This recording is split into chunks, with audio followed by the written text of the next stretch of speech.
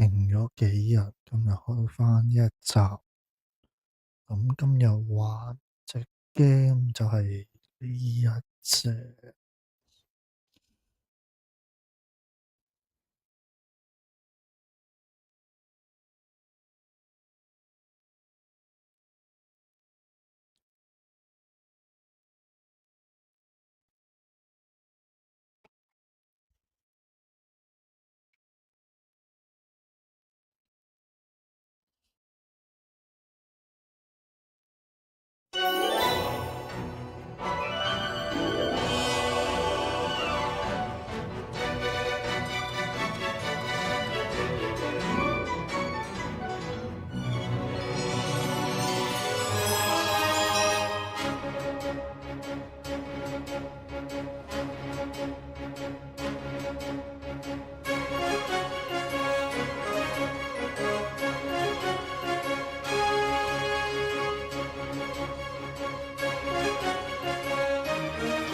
一隻好舊嘅 game，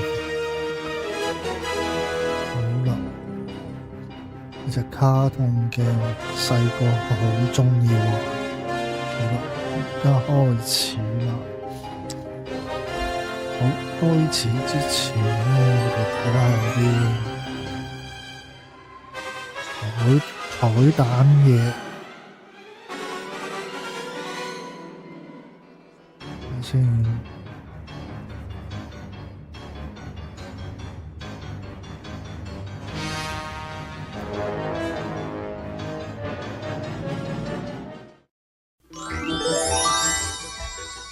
Dragon's Lair, a fantasy adventure where you become a valiant knight on a quest to rescue the fair princess from the clutches of an evil dragon.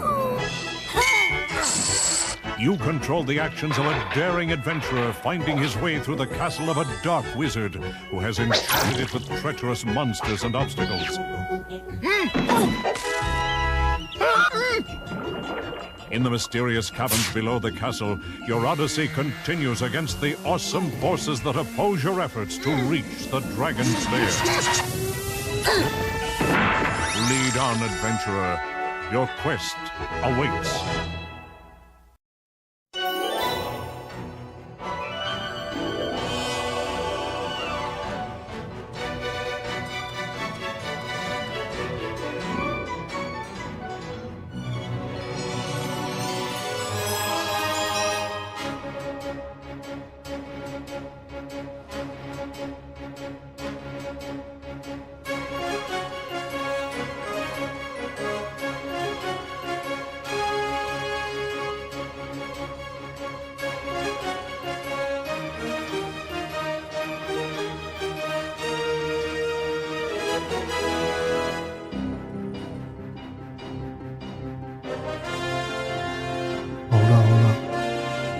嚟啦！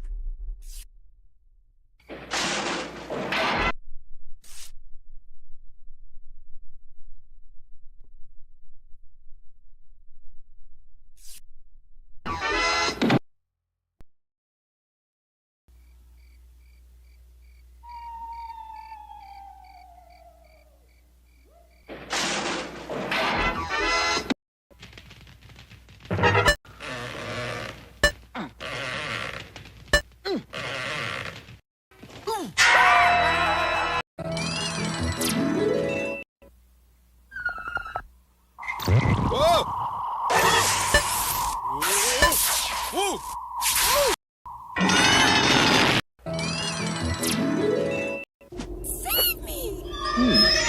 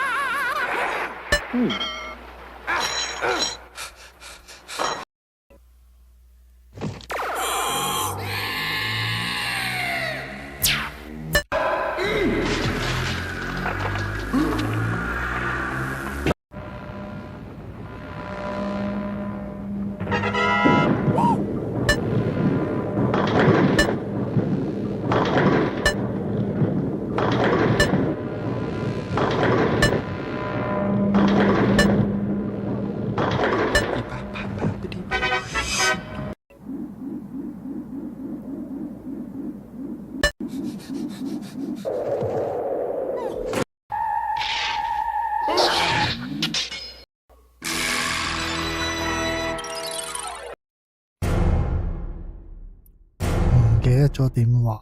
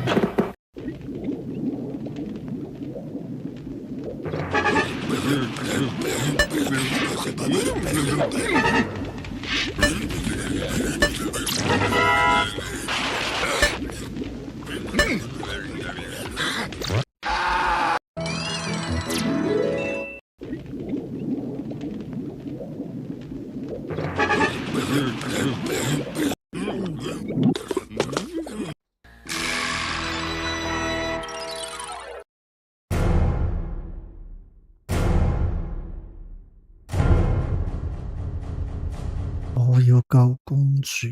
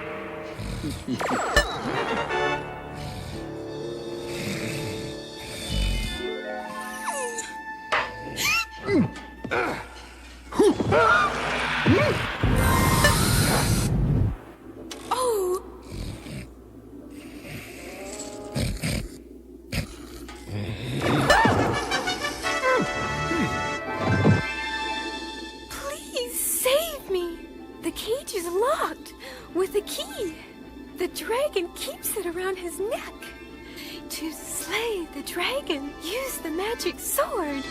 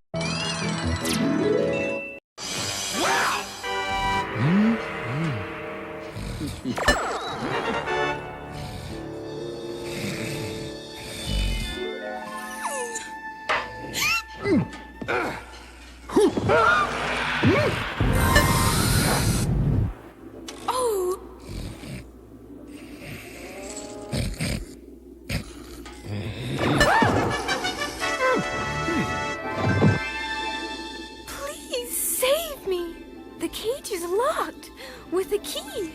The dragon keeps it around his neck. To slay the dragon, use the magic sword.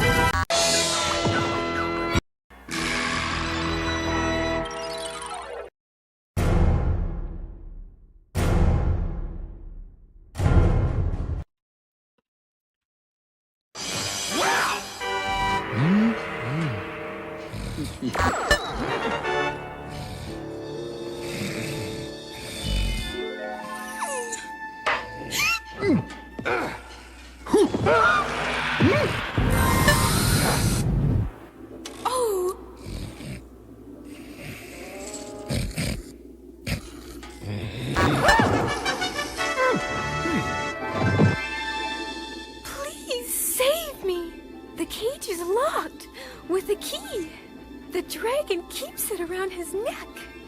To slay the dragon, use the magic sword.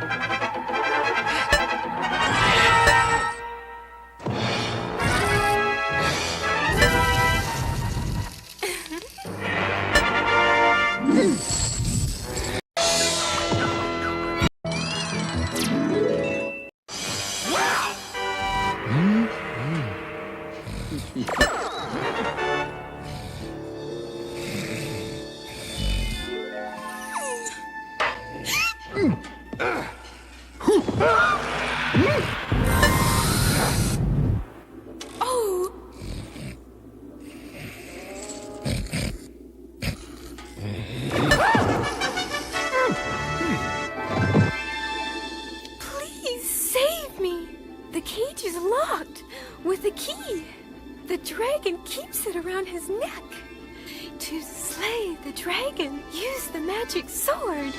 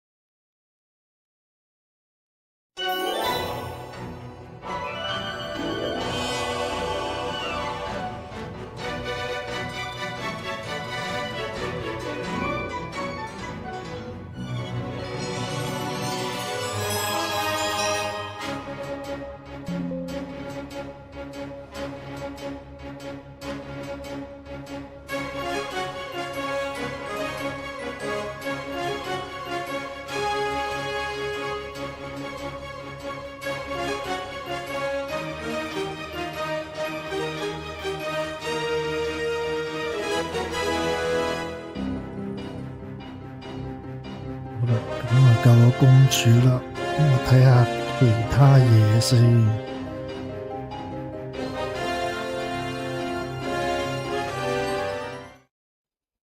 The next drawing we're going to do has two characters in it, and the two are Dirk and the dragon Singe. Now, Dirk is a little tiny character, and Dragon is a great big character, Singe is. So what I'm going to do to cheat this a little bit is I'll pull Dirk into the foreground so that he stays kind of big, and push the dragon into the background. And I think just to get this thing to work, I'm going to sketch out how I can do this. This dragon is sort of looking at Dirk like that. And I can bring all the tail up around like this. And maybe the legs of the dragon like that.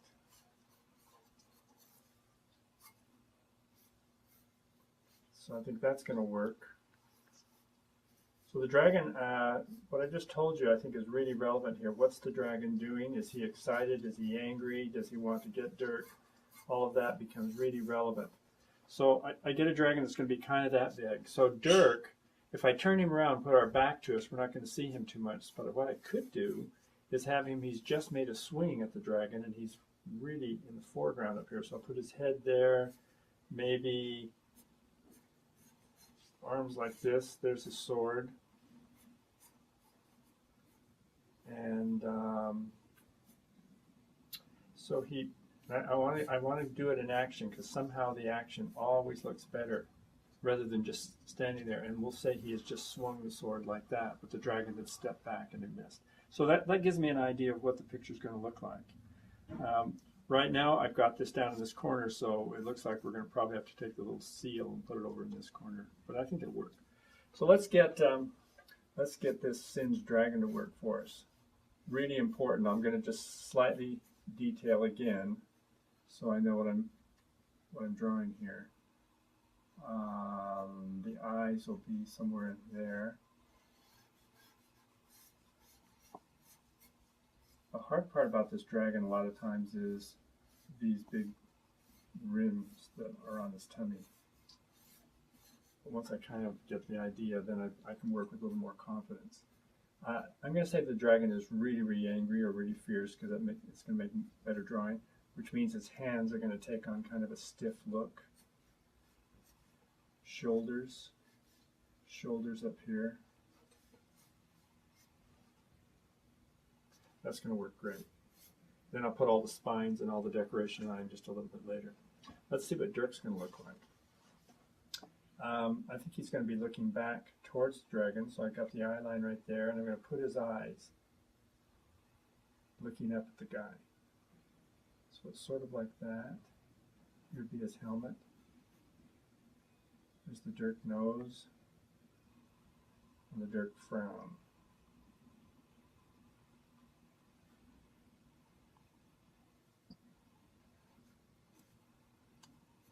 That works. And his shoulders. It's really hard with human characters. You have to get the anatomy just right, or anyone looking at it says, it doesn't look right. And they'll spot it immediately. Even if they're not an artist, they'll spot it.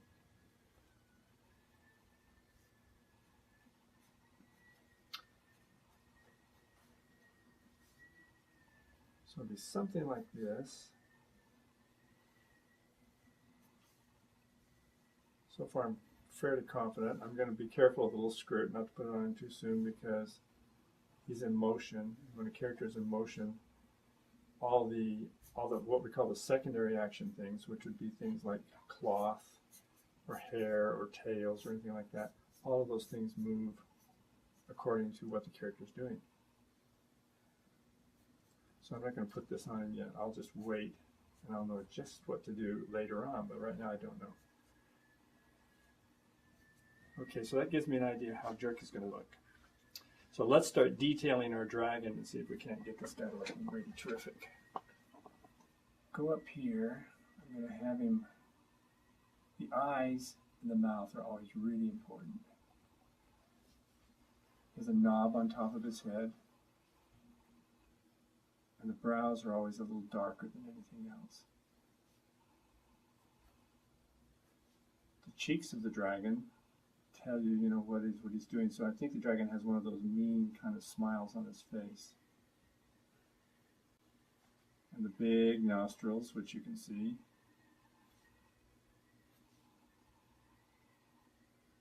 When we were first learning how to draw this dragon, everybody had a lot of fun with it because we hadn't a clue. No one knows what a dragon really looks like, unless you look at the kimono dragons. And you just don't know, so you have to make something up. So we stuck right on his bottom of his chin these two great big warts with these little growths that come out of them.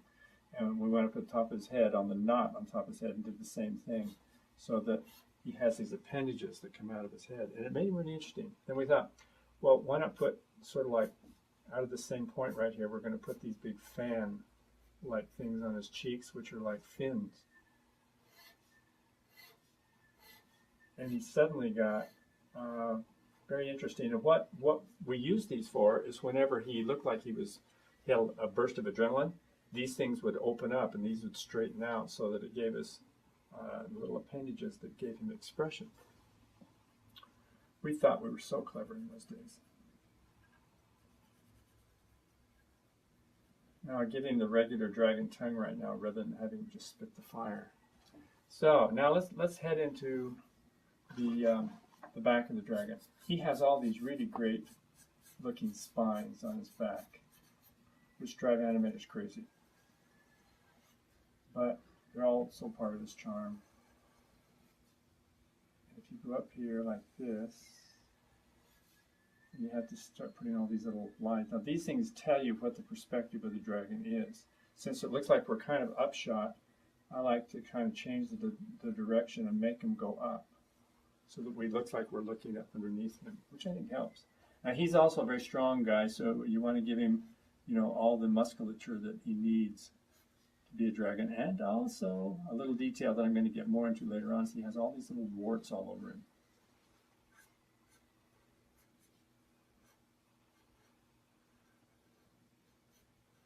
So there we go. Let's draw his chest.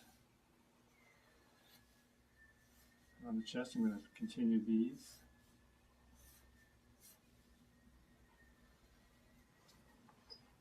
So far, I'm liking it. I think it's going to be good. Right up in here again, here's some of these little warts. They get all over his skin. I don't know what those are. It just makes him look a little bit kind of like an animal, so we do that. And I even forgotten who came up with that idea. But it was a combination of a lot of people working together. See, now I've kind of got a straight over here with these curves. Those are playing against each other. And against this straight, here's another curve. But I don't want to parallel anything, because parallel lines usually are boring things. And here we go. Let's get into the legs. Again, since he is he's angry right now, I think what we want to do is we want to get all of the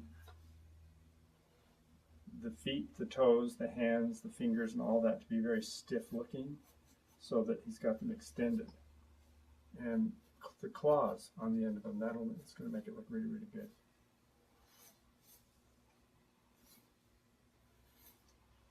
All right. And right here, we'll do this, this, this, this, and then get this other leg. And he has big fleshy legs, so don't be afraid if you're trying to draw this guy to make them kind of big and flat and fleshy, but also a real fleshy knee.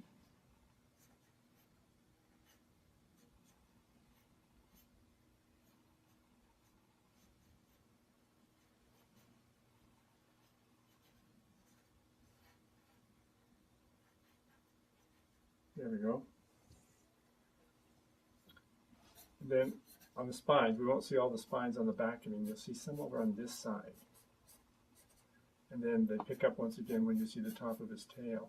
And they're not all the way down. I've chosen to put them partially down, and then there's a little smooth part where maybe some have fallen off, and then there's a few more, and then there's a few more.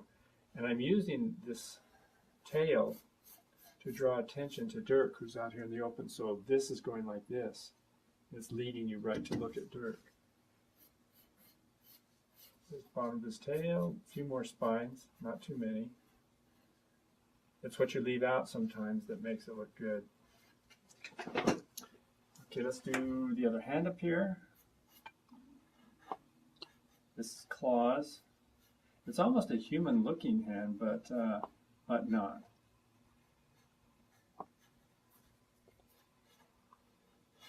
This is foreshortened. So there's the bicep. Here would be the elbow down here.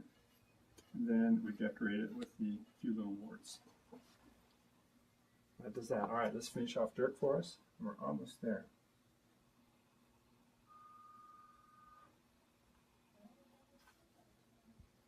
There we go. Dirk is actually really fun to draw. And once you get the hang of him, I always enjoy doing this.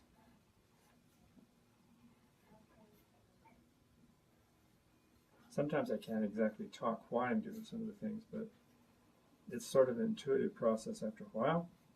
So you get to know when the line is in the right place or it's not. Don't be afraid to use your eraser, because that's why we make mistakes. You just admit them, erase it, and go on. All right. Now Dirk, you have to think through this. You know, how is he grasping? Here's his hand. His thumb goes around the other side. This other hand is upside down, and this is the thumb here. All right, and so I'm liking that. Let's draw the hilt of the sword. This will tell us kind of how the sword angle is. There's the knob on the end of the hilt of the sword. Now we have to draw the sword itself. And there we are. Now I'm ready to kind of put clothes on this guy. And I know that I'm going to let that fly up there because he's moving forward, so this trail's behind like a secondary action. There's his other leg.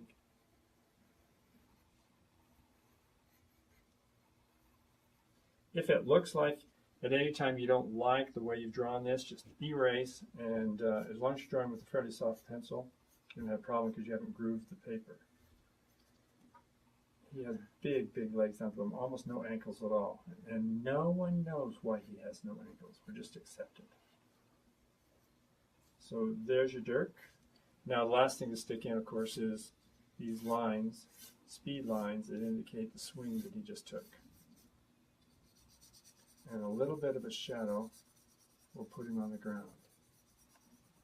And there you have Dirk and Singe. Okie doke.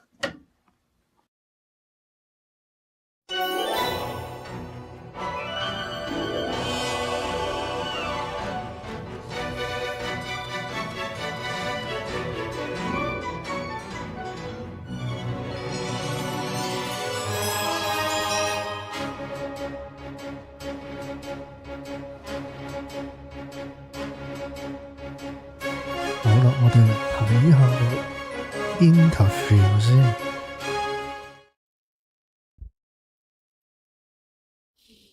I think going way back in time was what I call the toilet paper version, which was a roll of cash register paper, and it would just roll it forward and backwards like a player piano, and there were hundreds of hand-painted pictures and text on each on this roll of cash register paper, and the computer would roll it to the one it wanted, stop, and then a light would light up behind, and there was this dark smoke glass, so you couldn't see it until the light lit up. And so it was mechanical and computer. Yeah, mechanical and computer. How long before? How long before you came to us? Was that going months before or a year before? It's probably more than 2 years before. Wow. And then after that, we took it to the toy companies, and they all loved it, and they had no idea how they would print that cash register paper. They had none. They said, we have no idea how we could do this, how we can manufacture it.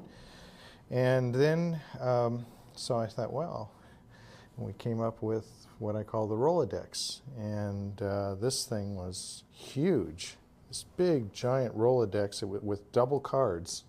And it would go flipping through these hundreds of cards on each reel, and then stop, and then either this light or that light would light up, same thing with the smoke glass, and you would make your decision. Determined, weren't you? Well, I thought it was fun. Then we came up with the first Laserdisc version, which was still pictures. We evolved because for any given scene, we might have 5 or 6 stills, and we had for the first time live voice. And then that led to Dragon's Lair for the coin-op, and we're saying, okay, well, if we're going to do this for coin-op, because we were also developing coin-operated games, and we said, well, if we're going to take this thing, at that time it was called Secrets of the Lost Woods, and that became Dragon's Lair. And Dragon's Lair was just a working name, and you know how that goes. It stuck. If you recall, we had demonstrations and things working when you guys came out to show it to you, and I think the biggest point was when we saw The Secret of Nim, and I just went, wow, this is an incredible movie film, because I forgot that it was an animated film. So you pitched the Rolodex. And called you. I still remember the day you and Jim Pierce came to the studio, and when you guys left, we all looked at each other going, what are they talking about? I mean, it was just a different world, and all the way through it, I mean, probably, if you remember, you came to us, I think, in October of '82. Mm-hmm. And we jumped on it right away, and Don started thinking about designs and stuff like that. And then you sent over your first continuity of a sequence, and then he started asking questions like, "Wait a minute, we're going to go to there's a moment any time during this little sequence of of this particular room where he might die. We have to come up with ways of branching the a nomenclature, though, and we would say this is a threat moment, this is a resolve moment. This is a new threat moment, this is a resolve moment. So we kept saying threat, resolve, threat, resolve. The one that you got me, because I was really out to lunch, was you said, even after you finish the animation, we're going to have to program it. And I thought, a program? Yeah, I know what a program is. You read it when you go to the theater. But I didn't know what programming meant, you know, and I knew that there was somewhere down in San Diego there was something weird going on. That's all I knew.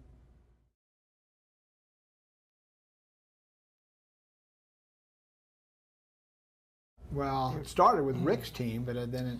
Yeah, I think there was an awful lot of controversy between our companies. It started out real good, and then I think it got pretty contentious. I think a lot of it had to do with the pressure too. We had the scripts, we had the artists that were doing all these concepts and so forth. And for the most part, our team had no clue about the art of animation. True.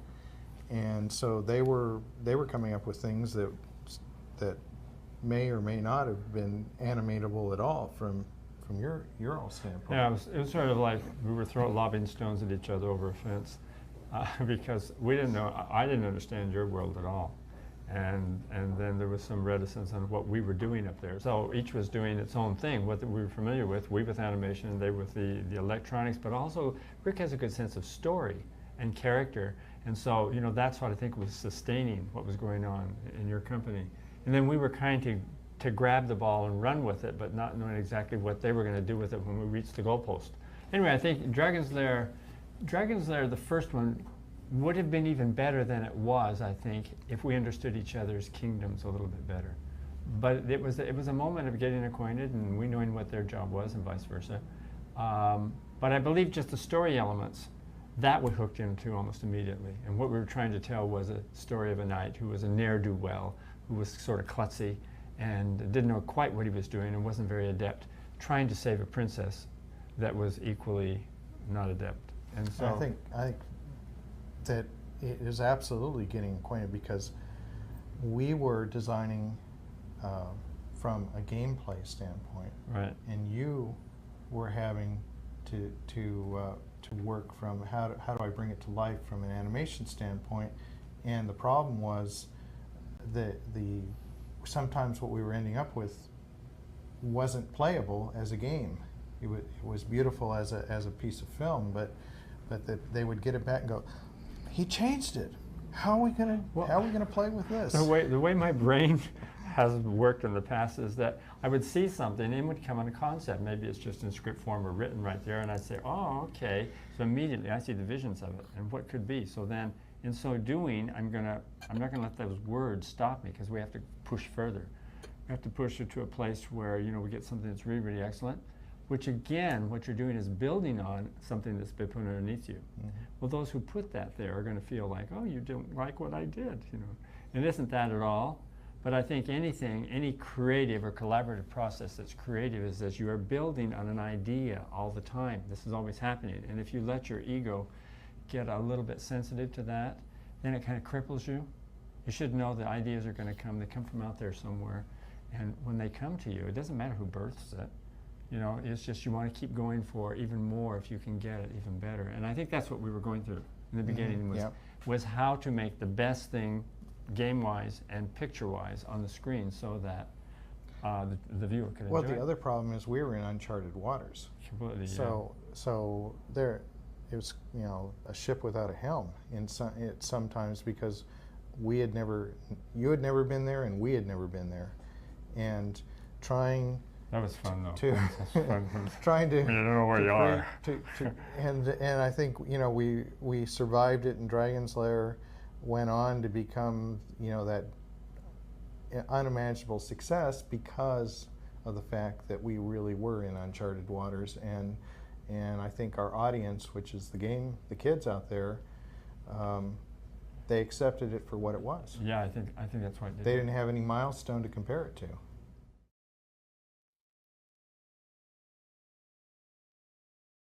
I want to start that out, because we had a moviola, this little thing.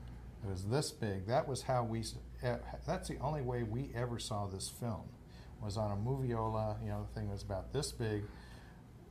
Terrible, but it allowed us to see the film. And then the best we got was when we did the transfer onto a digital. It was actually a video. Or video format. Yeah. Even on 1-inch C back then, the quality was what today's television is. It was good quality. It was better than TV. TV couldn't actually reproduce the. But for me, I never really got to see a big screen of it. Yeah. And so today, when we saw it on HD, it's like, for me, it was like seeing it for the first time. It was just brilliant. It's just colors. So clear. Yeah. Dust free. How about you, and of course the sound. I'm very, very, very pleased with the HD, because to me that's what I saw all the way along we were making it. I mean, even with the moviola, so we saw it on a big screen. We projected in a projector. You sit on the big screen and you look at it and you see all the colors, all of the definitions, all of the lights and everything. It's all working together. So I'm used to seeing that, and so all the other formats we put this game to, I just sort of because it was a lot less than what I would not look at them. I would not look at them. See, I can look at this now and I can say, oh yeah, okay, that's closer. Well, you're a motion picture artist.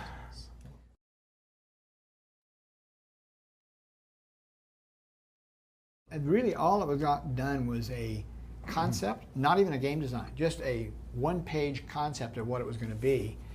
And Don did a poster, a pencil for a poster of Barnacle Bill and the Sea Beast. And I think Don Moore or Ron Diaz, one of the background artists, painted it into a poster about this big. And people have seen that. And they've asked about it. Part of what happens too is over the years, I think I've noticed that we pick an interesting title, then try and fit a story into it. I mean, All Dogs Go to Heaven was one of those titles. And you do it hoping that, it has an attraction from just the concept or from the title of the thing. Sea Beast was one of those that just sort of rings when you hear it, the Sea Beast, what is it? And some titles don't have that at all. And I think we would have been glad to do anything where you tell a story, because it's the storytelling that's fun, whether it's a game or whether it's a movie. Movies are a lot of fun because they keep you employed for a long time, and you have this rising action and a climax and the falling off action, and you have really interesting characters. With a game, had it gotten to the place where you could have an interactive movie, if it had progressed to that, I would have been really... That would have been a real challenge. Because you know what, being passive, just sitting watching a movie and getting an opinion, is all you really have.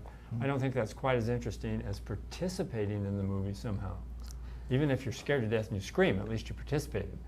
But if you just sit and watch, it's not quite the thrill. Let me share a little more of the backstory too, because when we did Secret of NIMH, our composer Jerry Goldsmith took the film, or brought the film to Steven Spielberg's attention, and we had a meeting with Steven right after the completion of the showing of that. It was like August, early September of '82, and he looked at it and he says, "Gosh, I thought this died with Walt Disney.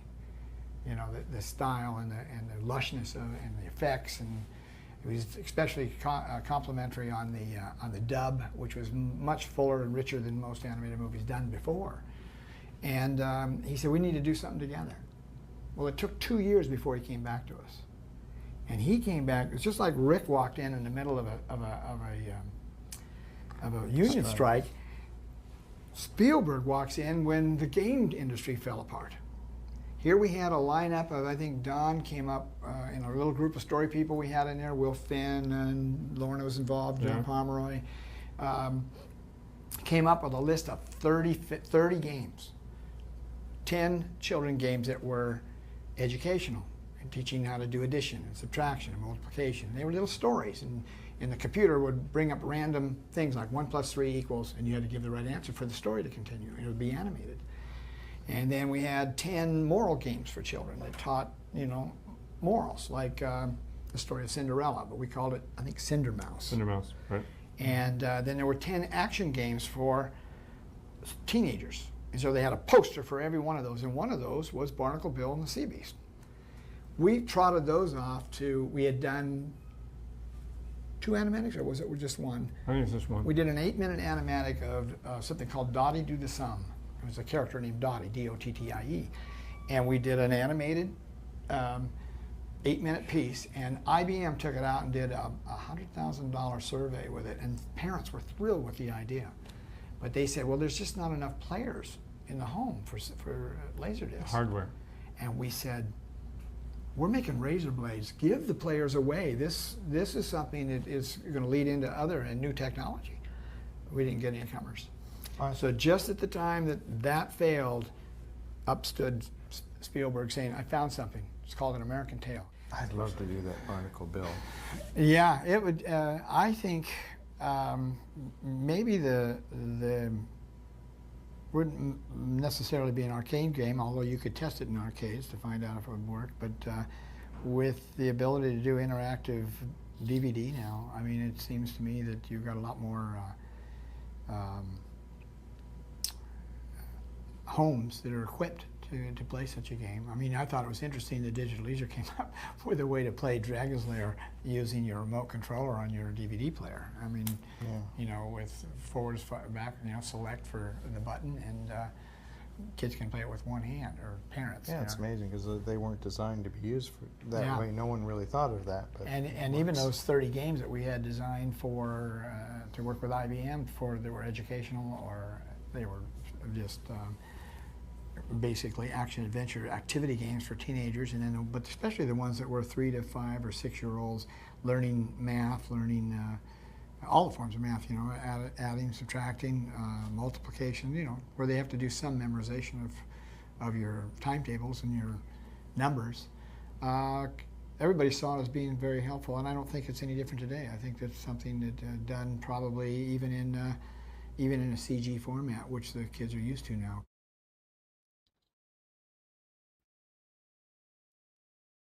That was Rick's testing. I think things were animated. Some things actually were all the way to color.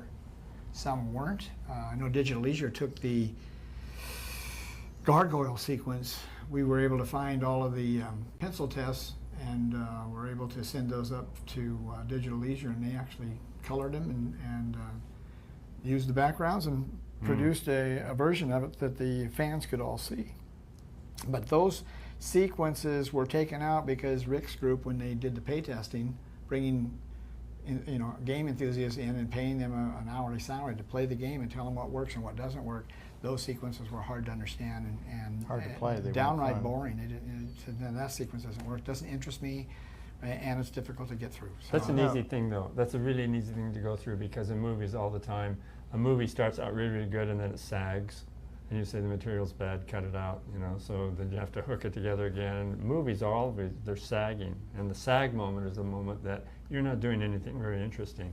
In games, you know, you have the same thing. And that was a highly contested issue at the time.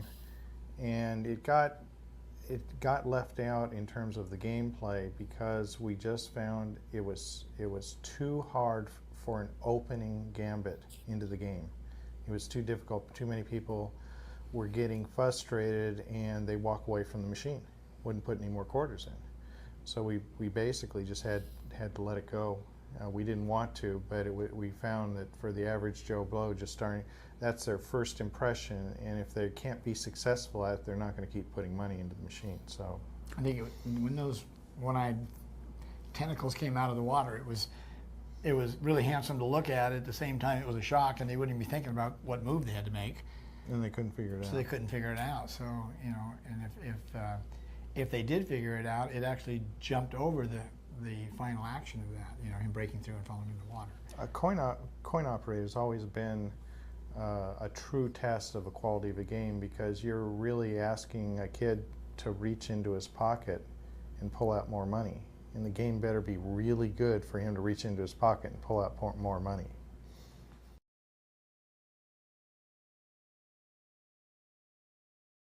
We did the first test of Dragon's Lair as far as exposing it to the audience was at the March 1983 game show in Chicago, and it was such a huge hit. I think that gave everybody the impetus to keep going and get going on the next thing. That reminds me of that story when Jim was at the show, and at the end of the show I asked Jim, I said, well, how did it go? And he had that Cheshire Cat grin on his face, and I'm going, oh God. And he goes, we booked $10 million in sales. That's amazing. Oh. Only And 3 that- sequences. It only had 3 playable sequences. And that was 3 days. That was a 3-day show. And I, you know, to book that kind of orders in 3 days, wow.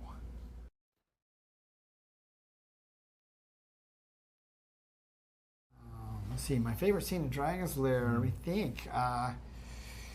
It might be that sort of a magic room he goes in and it says, eat me and drink me, and I just thought it was, just the concept was funny. It was a very, very short scene, but been a lot of requests from people that actually wanted to buy the cells and the background from that sequence, and it was funny. We never could find the background, so it went missing at some point in our careers.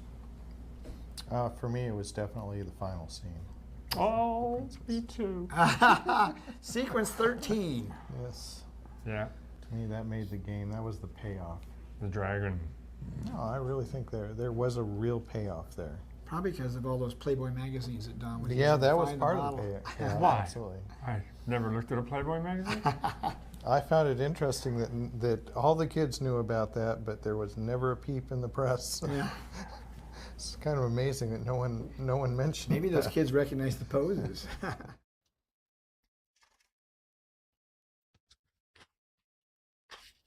We've had all the artwork for almost everything we've done. The Dragon's Lair, our first film in Don's Garage, Banjo the Woodpile Cat, and pieces of all the features, and especially the last 3 were passed on to us by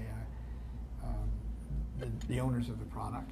And last year, after spending close to $500,000 over 20 years to store the stuff, we elected to donate it to one of the colleges that offer animation.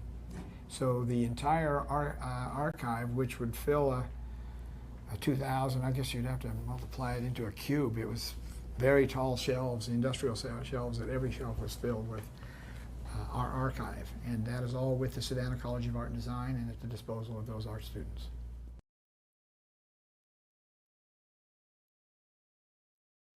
We've had a completed script for over 3 years now, and we've had some very positive meetings with the studios. Right now, and the studios agree it shouldn't be done as a CG movie, it should be done in traditional animation like the original game. But traditional animation right now is in sort of limbo, and somebody, it's going to take a risk taker that's willing to put up the money to make one of these movies. And right now, the rumors and the news that I've been reading is that Disney is restarting their 2D division, having come to the assumption that they possibly shut it down incorrectly. They should have. Well, there's kept on one going. vote. That's one vote for. Yeah, and I think that if they can prove that it's profitable, there'll be other studios that jump in, because right now there's a logjam of CG projects out there, and the families can't afford to go to every one of them. I think there were 13 being released between July and September. That's almost one a week. So we're on CG overload then. We're in CG overload right now, so we'll see who falls out of the system. But Dragon's Lair, Don has boarded some of it already. It's a funny script. There's a comic book out. Arcana is not distributing, but they're publishing for MV Creations. They've just finished a composite of the first 3 issues that were done a couple of years ago, and Don had done the new cover for it. And I've approved issue 4 and 5. Those are in the pipeline, and 6. I'm waiting for the first pencils on that, but it looks really good. And they've introduced a new dragon in the movie. It is the coolest Yeah, dragon. I don't think I've ever seen a dragon like that. The movie's actually a prequel. It's a prequel. You're going to follow Dirk from his birth until he becomes a knight. And this dragon has amazing powers. Don't give this I away. won't give it away. So But it keep does your have fingers amazing crossed. powers.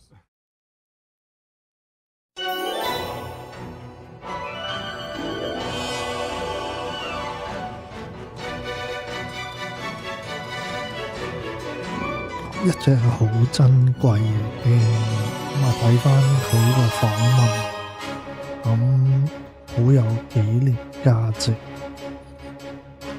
因為你睇翻以前做 game 嗰啲設計團隊，唔同我哋而家開始玩日本遊戲嗰啲。咁點都好啦，呢隻 game 係真係好經典。所以有好多嘢冇乜留意。而家睇返佢個訪問就真係好唔錯。好，再睇埋呢啲嘢先啦。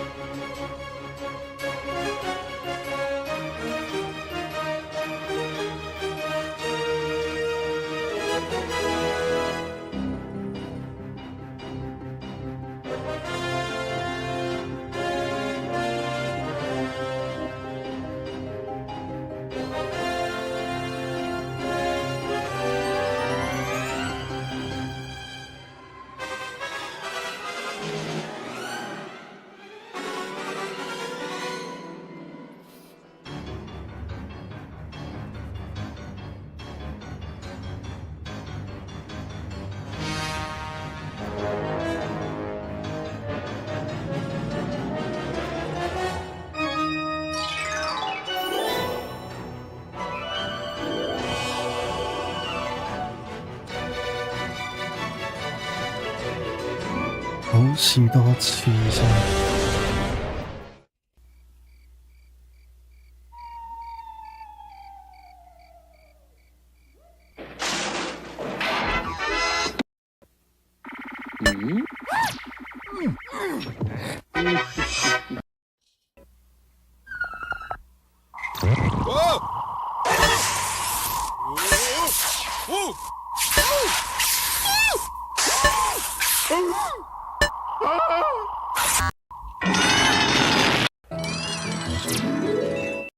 Save me!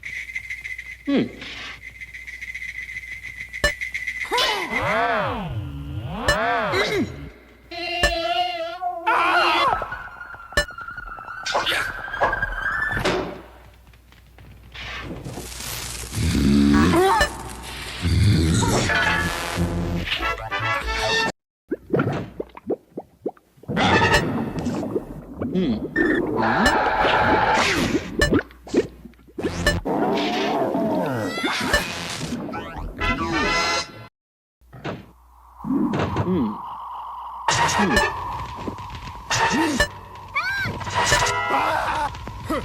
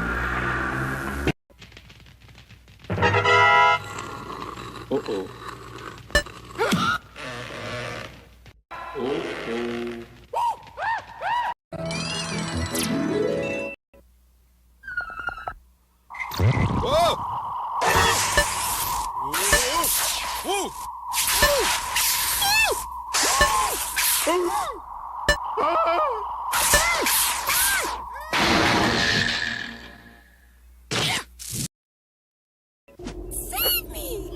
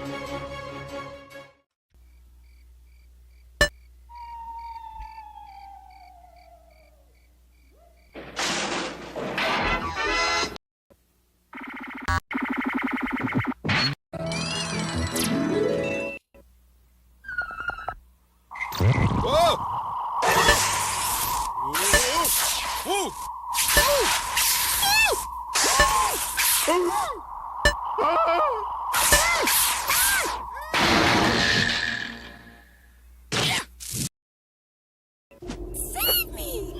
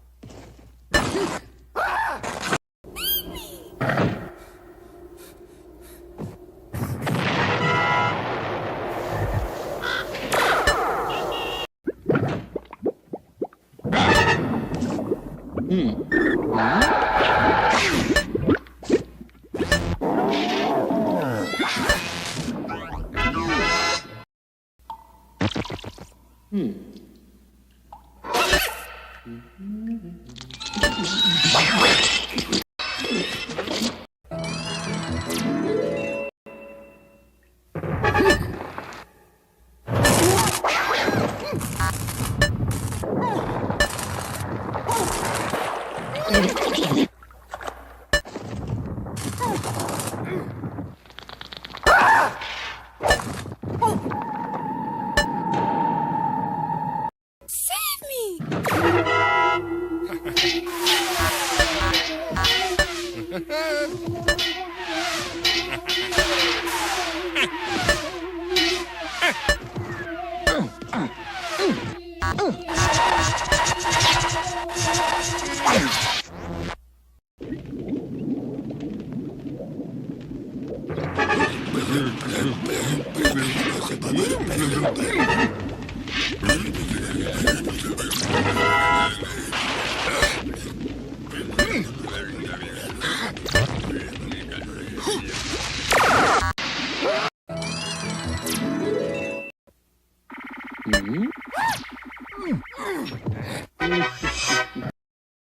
Save me!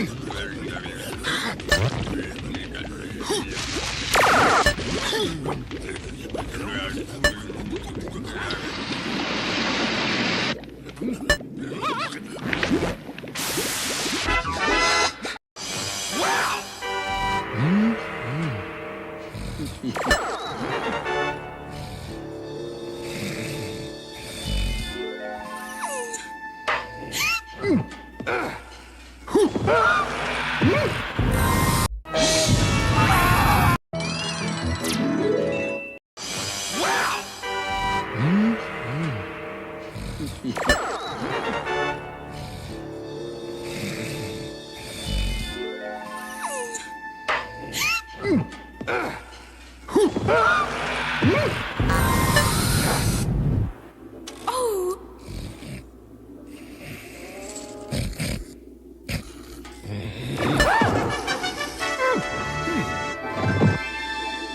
Please save me! The cage is locked with a key. The dragon keeps it around his neck. To slay the dragon, use the magic sword.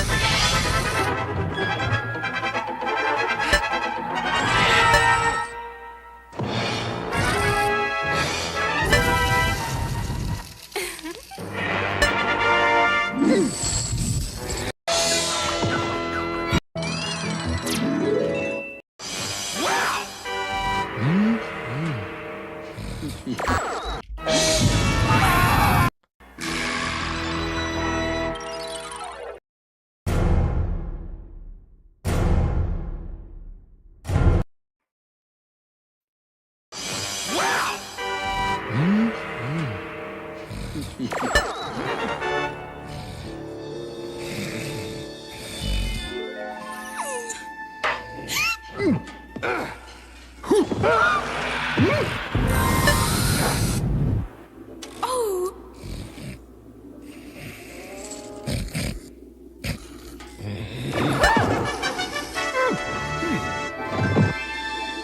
Please save cage is locked with a key. The dragon keeps it around his neck. To slay the dragon, use the magic sword.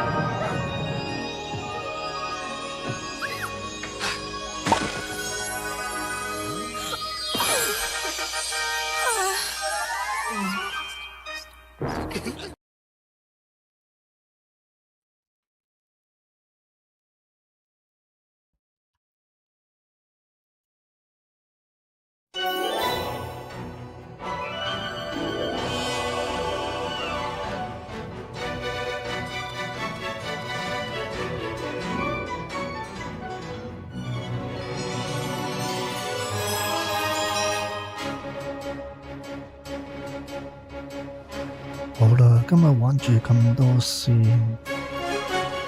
好啦，下次再玩過，多謝收睇啊！